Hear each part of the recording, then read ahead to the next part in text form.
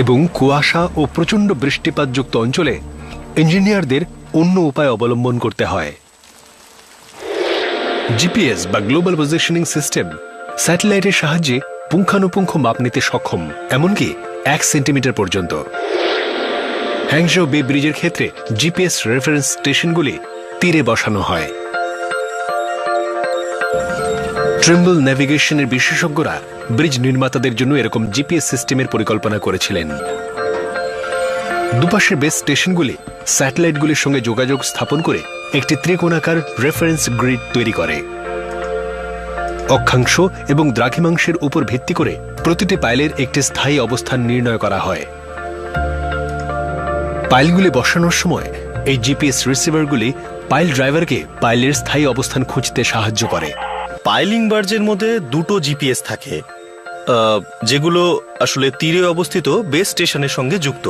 তাই এই পাইল বার্জগুলো পাইলের অবস্থান খুঁজে বের করতে পারে, ওগুলোকে নিয়ে যায় এবং যেই সঠিক জায়গার কাছাকাছি চলে আসে তক্ষুনি নোঙর ফেলে দেয়। তারপর ওগুলোকে একদম জায়গা মতো উঠিয়ে নিয়ে গিয়ে পাইলগুলোকে নামিয়ে দেয়।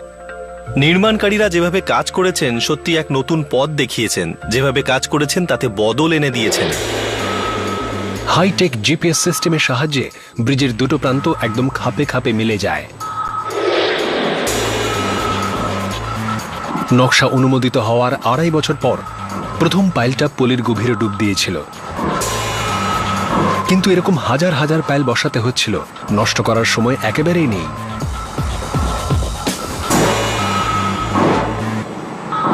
6000 পাইল সমুদ্র তলে পোঁতার জন্য ওনাদের দরকার ছিল একটা বিশাল জাহাজে লাগানো স্লেজ হ্যামারের। এই বিরাট বড় পাইল ড্রাইভারটাকে এই কাজের জন্যই বানানো হয়েছিল। পিস্টনটা পাইলগুলোকে সমুদ্র তলায় ঢুকিয়ে দেয় 2.5 লক্ষ কেজি প্রতি মিটার শক্তিতে। 28,000 কেজির হাতুড়ে সাংঘাতিক জোরালো ঘায়ে পাইলগুলোকে সমুদ্রতলের গভীর থেকে আরো গভীরে ঢুকিয়ে দেয়। প্রতিটা 90 মিটারের বিশাল পাইল ঢোকাতে 2 ঘন্টারও বেশি সময় লাগে। ব্রিজটা একটা আকার নিতে শুরু করেছিল, কিন্তু এই পাইলগুলো ব্রিজের ভিতের প্রথম ধাপ মাত্র। দলটার এবার ব্রিজের সাপোর্টের জন্য কংক্রিট পায়ার তৈরি করা উচিত। আবারও উপসাগরের আর্দ্র পরিবেশে জং পড়ার সমস্যা বড় হয়ে উঠছিল। এই মাপের একটা ব্রিজের জন্য মূলত দুটো উপাদান হয়, স্টিল আর কংক্রিট। কংক্রিটের ক্ষেত্রে তার নিজের স্বভাবগুণেই স্টিলের থেকে কম রক্ষণাবেক্ষণের প্রয়োজন হয়, কিন্তু আমরা দেখেছি ঠিক মতো না করা হলে কংক্রিটের স্থায়িত্ব মোটেই বেশি হয় না। এটা শুধুই কংক্রিটের নয়, কারণ সেটা এই পরিবেশের পক্ষে যথেষ্ট মজবুত নয়। ভেতরে আরেকটা জিনিস আছে, তা হলো স্টিল। নির্মাণে ব্যবহৃত সাধারণ কংক্রিটে অনেক ফুটো থাকে। কংক্রিটের এই ফুটোর মধ্য দিয়ে জল ঢোকে এবং স্টিলের পাতের কাছে পৌঁছে যায়। নোনা জল স্টিলের গায়ে লাগলে জং ধরতে থাকে এবং সেটা প্রসারিত হয়। তখন ধাতুটা ভেতর থেকে কংক্রিটের গায়ে চাপ সৃষ্টি করে। এই চাপ বাড়তে থাকলে কংক্রিটে ফাটল ধরতে শুরু করে এবং পায়ারের ভেতর ভেতর পচন ধরা শুরু হয়ে যায়। হ্যাংজৌ ব্রিজের কংক্রিট পায়ের মধ্যে রিবার নামের অসংখ্য স্টিলের রড ঢুকিয়ে শক্ত করা হয়েছিল। লক্ষ লক্ষ কেজির রিবারকে জং নিরোধক লাগিয়ে আরও মজবুত করাটা খুবই খরচ সাপেক্ষ। এর একমাত্র সমাধান হলো স্টিল যাতে নোনা জলের সংস্পর্শে না আসে সেটা নিশ্চিত করা। ইঞ্জিনিয়ারদের আরও শক্তিশালী কম ফুটোওয়ালা কংক্রিট তৈরি করতে হবে। আমরা যখন শুরু করেছিলাম আমাদের সামনে আসলে তৈরি উদাহরণ কিছু ছিল না, তাই আমরা কয়েক হাজার বিভিন্ন ধরনের ফর্মুলা তৈরি করেছিলাম। সেগুলো পরীক্ষা করার পর আমরা সেরাটাকে বেছে নিয়েছিলাম। হ্যাংজৌ বে ব্রিজের জন্য যে ওশেনিক কংক্রিটটা তৈরি করা হয় সেটা খুব সাবধানে গোপন করে রাখা হয়েছিল, কিন্তু ইঞ্জিনিয়ার লিউ নাইশেং একটা মূল উপাদানের কথা বলতে পারেন। আমরা কংক্রিট মিক্সের মধ্যে সুট মিশিয়েছিলাম যাতে মাঝের ফাঁকগুলো ভরে যায় এবং উপাদানগুলোকে ধরে রাখে।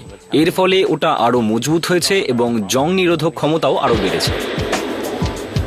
ওই মিশ্রণে মেশানো সুট হলো আসলে বিশেষ ধরনের আগ্নেয়গিরির ছাই।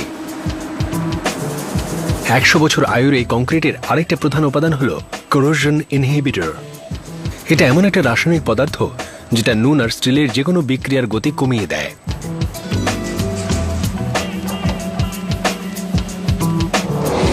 কংক্রিটের সঠিক ফর্মুলাটা পেতে সময় লেগেছিল, কিন্তু এত চেষ্টা ফলপ্রসূ হয়েছিল। এটা তৈরি করতে যত সময় ব্যয় করা হয়েছিল তা সুদে আসলে উসুল হয়ে গিয়েছিল ব্রিজটা সম্পূর্ণ হওয়ায়। আমরা যদি কংক্রিটের বদলে স্টিলের ব্যবহার করতাম তাহলে রক্ষণাবেক্ষণের খরচ অনেক বেড়ে যেত, কারণ কংক্রিটের চরিত্র অনুযায়ী তাকে সারাতে বা রং করতে হয় না, যেটা স্টিলের ক্ষেত্রে করতে হয়। রসায়নকে খুব বুদ্ধির সঙ্গে ব্যবহার করে এবং পরীক্ষা নিরীক্ষা করে দলটা জলের উপযোগী যৌগ বের করতে পেরেছিল। কিন্তু ব্রিজ যেই মাথা তুলতে লাগলো উপরের দিকে, তখন ইঞ্জিনিয়ারদের আরেকটা প্রলয় শক্তির মুখোমুখি হতে হলো, টাইফুন।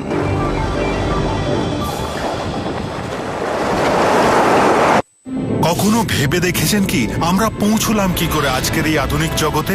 অন্ধকার থেকে বেরিয়ে আমরা আলোয় এলাম কি করে? একটা খুবই অদ্ভুত ব্যাপার ঘটতে চলেছে, এমন সব লোকেদের কল্পনা ও উদ্ভাবনের সাহায্যে যাদের নাম আপনারা হয়তো কখনো শোনেননি। এটা হলো সেই সব সাধারণ মানুষদের অসাধারণ কাহিনী। এটা হলো একটা অজানা গল্প, আজ অব্দি পৌঁছানো রহস্যে। How we got to now with Steven Johnson শুরু হচ্ছে 20 এপ্রিল সোমবার রাত 9টায় ডিসকভারিতে। Zada zada, zada zada. ज्यादा फीचर्स, ज्यादा कंफर्ट, ज्यादा फीचर्स, ज्यादा माइलेज के साथ नया टीवीएस जुपिटर। ज्यादा का फायदा। Jupiter. Films are everywhere, in clouds, in valleys. I also find them on the streets, in caves, and on beaches. I just have to be open. And they tell me their stories. Be a listener. Chapon. Be you. क्या हुआ बेटा? चाहे shoot हो, show हो, premiere हो, आप मेरे साथ